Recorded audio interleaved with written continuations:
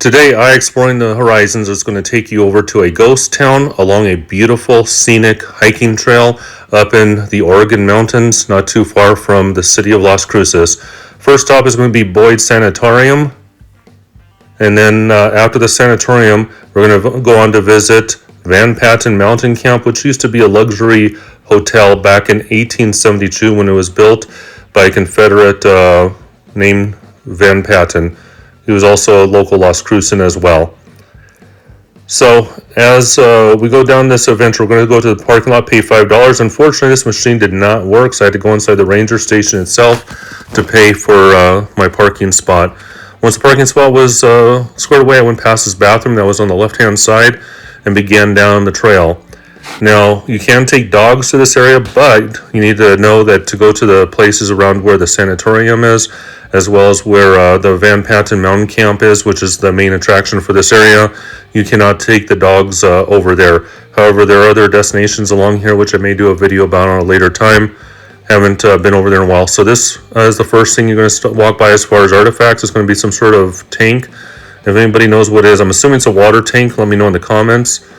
This is a very popular trail. There are a lot of other people that were out there at the same time. The nice thing about this trail is that it is good for people that aren't necessarily in the best of shape.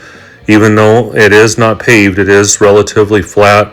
The rocks here are not slippery. You don't even need hiking sticks. Don't need any special gear. As long as you can walk 1.5 miles one way and 1.5 miles back, you would be good to go on this one. There are also places to rest if you have anybody that needs to stop and rest on a frequent basis.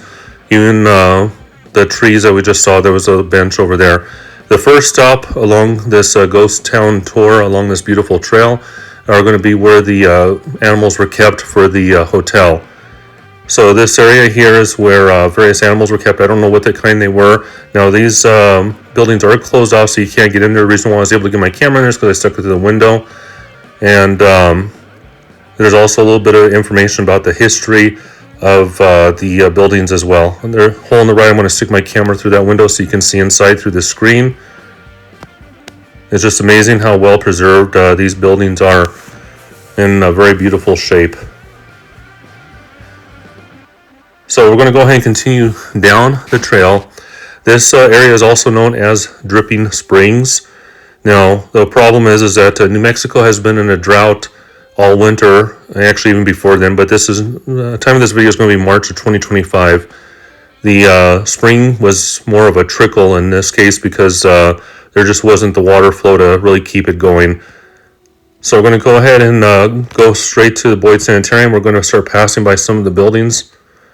That is one of the first major building you're going to see, and a little bit of history and what the buildings used to look like back in the day. Now, Dr. Boyd started the sanitarium originally to treat tuberculosis patients. What got him interested in it was that his wife did suffer from tuberculosis. And there are several buildings in this area besides the one that you're seeing. You go up some rock steps. This is actually one of the harder parts of the trail, and it's not even really that bad. And then if you go to your right, you're going to see what to me looks like an old house. I'm not sure if that's what it was originally intended for or not, but I'm just going to assume it's a house. Maybe Dr. Boyd lived in there, I'm not sure. And this was a tuberculosis place for a while. A lot of people from other states used to come to the Southwest, to the arid environment, as doctors did believe that the arid climate of the Southwest was better for tuberculosis patients. Now, going on this trail, there's the remains of another building. This one has already collapsed. Don't know what it was. And there's a metal tank in the middle of the floor there. And then there's going to be little areas around there where you can look around to the surrounding areas and see not only other structures, but also some of the natural cliffs and rocks that are nearby. So we're going to start heading back to see the other ruins over near where the Boyd Sanatorium was. And then first we passed by a spider web. I didn't see the spider, but that was a pretty nasty looking web.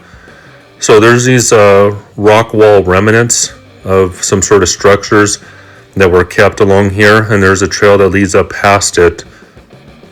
Eventually the trail is going to take you to this water tower water tower actually has some old bullet holes in it. So after I got done there, I continued down the trail. Then we're going to go over to the dripping spring itself. You can barely see it here because it's just more of a dripping trickle at this point because of the dry weather. There it is again. And now I'm going to go ahead and continue on. Now, just to let you know that there are bathrooms nearby this area if you have somebody that requires restroom facilities. Now, this is going to be the Patten Mountain Camp that was built in 1827. And I read conflicting stories anywhere from it was a 14-room hotel to a 16-room hotel. I don't know which is correct. This is the best preserved building that was on site. Absolutely beautiful views out here.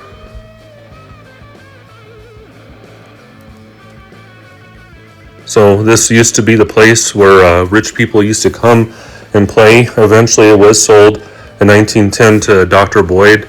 So this may have actually been used for tuberculosis patients as well at one point. And then there's a picnic area nearby, complete with trash cans. So if you want to pack a lunch and make a picnic out of it, you're good to go. On your right hand side is going to be an absolutely stunning view what the guests from 150 years ago must have saw. And sometimes when I've been out here in the past before I did YouTube, I actually saw animals out here, and there's a lot of wildlife. So if you do me a favor and just take that moment and hit that like and subscribe button. Thank you.